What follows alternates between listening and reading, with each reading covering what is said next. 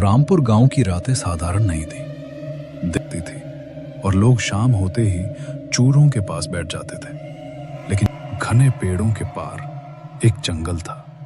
लोग उसे नाम से नहीं बुलाते थे, वे बस कहते थे उधर मत जाना। जंगल की कहानी कहते हैं 100 साल पहले वहां कोई जंगल नहीं था। वहां एक हवेली थी, एक तांत्रिक की हवेली। उसका नाम था भैरवनाथ। लोग कहते हैं वो आत्माओं से बात करता था।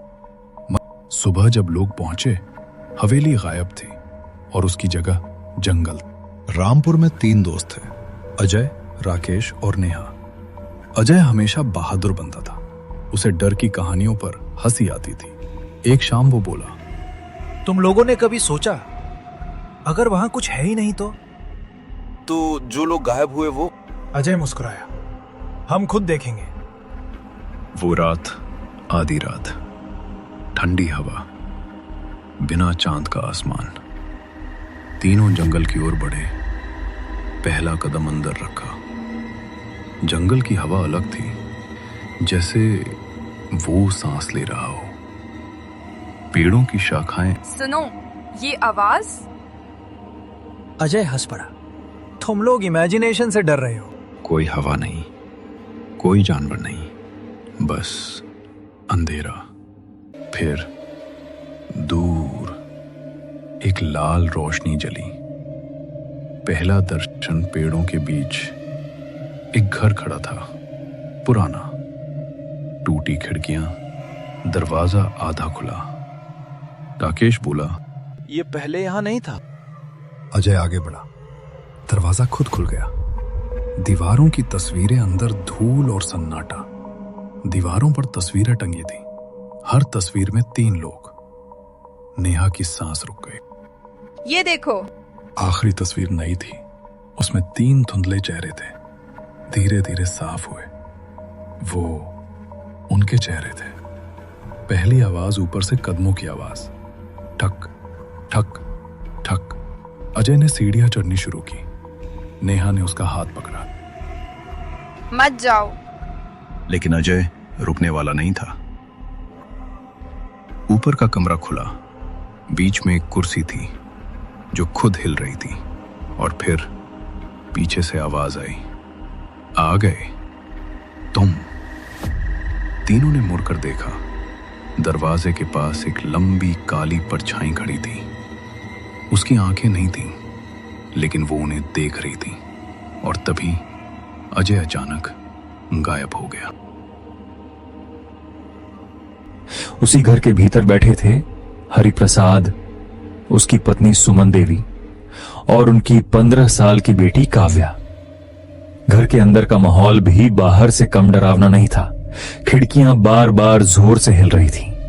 दरवाजा ऐसे कांप रहा था जैसे अभी उखड़कर गिर जाएगा। दीवारों के भीतर से अजीब सी चरमराहट की आवाजें आ रही थीं। मुझे बहुत डर लग रहा है हरी। उसकी आवाज में घबराहट साफ झलक रही थी। ये तूफान कुछ ज्यादा ही भयानक है। कहीं ये घर। वाक्य पूरा होने से पहले ही एक जोरदार बिजली कड़की। पूरा घर एक पल के लिए रोशनी में नहा गया। काव्या घबरा कर बोल उठी, माँ, दीवार क्यों हिल रही है? पापा, ये आवाजें कैसी हैं? क्या हमारा घर सच में टूट जाएगा? हरिप्रसाद ने खुद को मजबूत दिखाने की कोशिश की, लेकिन उसकी आंखों में भी डर छुपा हुआ था। शांत रहो बेटी, अभी कुछ नहीं होगा, ये बस तूफान है। लेकिन दिल के किसी कोने में उसे भी एहसास हो रहा था कि यह तूफान साधारण नहीं है। एक और तेज झटका लगा। घर की छत से मिट्टी झड़कर नीचे गिरने लगी। हरिप्रसाद अचानक खड़ा हो गया। अब देर करना ठीक नहीं।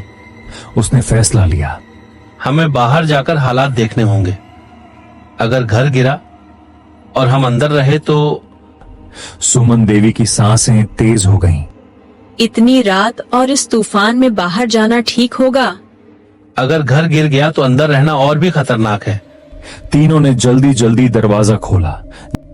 बाहर का नजारा किसी डरावने सपने से कम नहीं था। पेड़ बुरी तरह झूम रहे थे। आसमान में बिजली लगातार गरज रही थी। बारिश की मोटी मोटी बूंदें चेहरे पर चाबुक की तरह पड़ रही थीं। वे घर से मुश्किल से कुछ ही कदम दूर पहुंचे थे कि धड़म, एक भयानक आवाज के साथ उनका पुराना घर तेज हवा के झोंके में चरमराया और देखते ही देखते जमीन पर ढेर हो गया। कुछ सेकंड के लिए तीनों सन्न रह गए। अगर वे कुछ पल और अंदर रहते तो आज जिंदा नहीं होते। सुमन देवी जमीन पर बैठ गई। हे भगवान, उसकी आंखों से आंसू बहने लगे। अगर हम बाहर ना आते तो। हरिप्रसाद ने आसमान की ओर देखा। भगवान का लाख लाख शुक्र है। लेकिन राहत का यह पल ज्यादा देर टिक नहीं पाया। अब उनके सामने एक नया सवाल खड़ा था। अब जाएं तो जाएं कहां? रात गहरी थी। तूफान अब भी उतना ही भयानक था और उनके पास अब कोई घर नहीं बचा था। हरिप्रसाद ने गहरी सांस ली। हमें सरपंच धर्मपाल सिंह के पास जाना होगा। उनका घर यहाँ से 4 कोस दूर है, लेकिन वही हमारी आखिरी उम्मीद है। उसने पास खड़ी अपनी पुरानी बैलगाड़ी की ओर देखा। कुछ ही देर में तीनों बैलगाड़ी पर सवार थे। बैल धीरे धीरे कीचड़ भरे रास्ते पर चल पड़े। आसमान में एक और बिजली कड़की। करीब आधा घंटा बीत चुका था। हवा अब और ज्यादा ठंडी और चुभती हुई लगने लगी थी। तभी बैलगाड़ी के सामने रास्ते के किनारे एक अजनबी बूढ़ा आदमी खड़ा दिखाई दिया। उसके कपड़े पूरी तरह भीगे हुए थे। सफेद बाल चेहरे से चिपके हुए थे। आंखों में अजीब सी थकान और कुछ ऐसा अंधेरा जिसे देखकर रूह कांप जाए।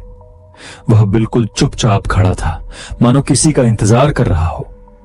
सुमन देवी ने कहा, हरी, इतनी रात और इस तूफान में ये आदमी यहाँ अकेला क्यों खड़ा है? काव्या और सिमट गई। मुझे ठीक नहीं लग रहा माँ। हरिप्रसाद ने बैलगाड़ी रोकी।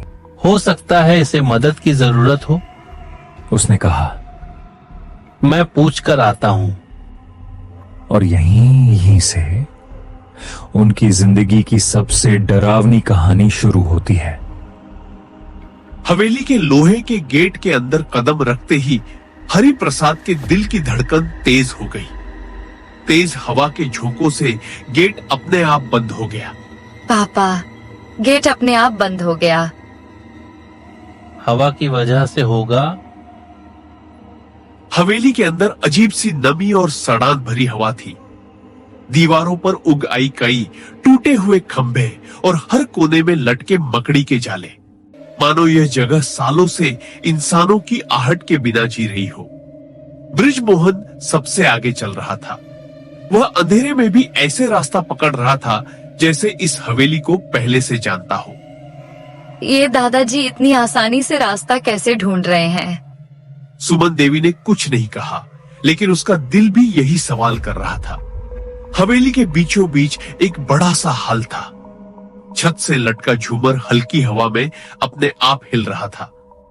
हर बार झूमर के हिलने पर दीवारों पर परछाइयां अजीब आकार बना रही थी। अब वापस जाना भी आसान नहीं है। तूफान और तेज हो गया है।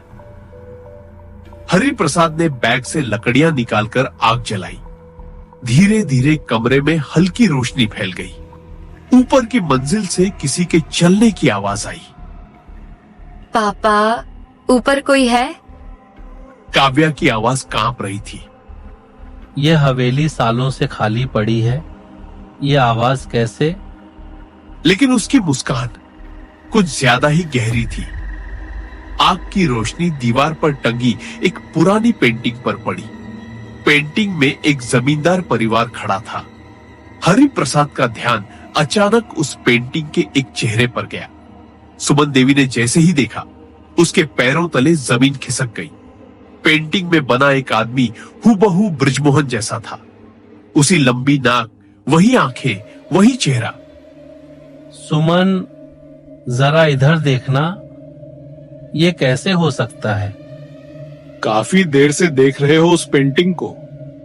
तीनों पलट कर देख ही रहे थे कि आग अचानक बुझ गई। पूरा कमरा अंधेरे में डूब गया। अब हवेली में सिर्फ हवाओं की आवाज नहीं थी। दीवारों से आती आवाजें भी थी। माँ, मुझे बहुत डर लग रहा है। अंधेरे में उसकी आंखें लाल चमकने लगी। लिया, मैं इंसान नहीं हूं, मैं इस हवेली का शाप हूं। अचानक दीवारों से काले हाथ निकलने लगे। फर्श पर अजीब सी परछाइयां रेंगने लगी। भागो। तीनों जान बचाकर दरवाजे की ओर दौड़े। पीछे से बृजमोहन की डरावनी हंसी गूंज रही थी। इस हवेली से कोई यूं ही नहीं जाता। किसी तरह वे गेट तक पहुंचे।